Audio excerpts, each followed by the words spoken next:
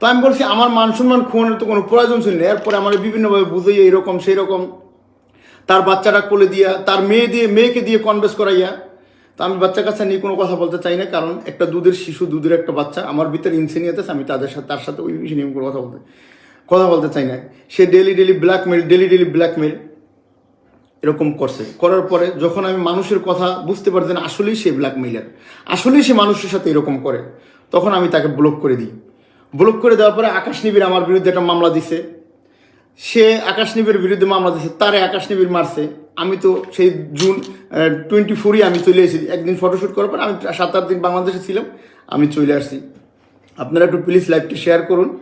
Share করে একজন ব্ল্যাকমেইলার যে কীভাবে ব্ল্যাকমেইল করে সেটা আপনারা সব কিছুই দেখতে পাচ্ছেন। যে আমার যে একটা, আমি হোটেলের ভিতরে মেকআপ রুম থেকে বাইরে গোসল করে আইছি, সে পিছন দিয়ে সে ফটো তুলতেছে, ভিডিও করতেছে, তার ড্রেস সব দেখছেন, সে তো মেকআপ করে আইছে।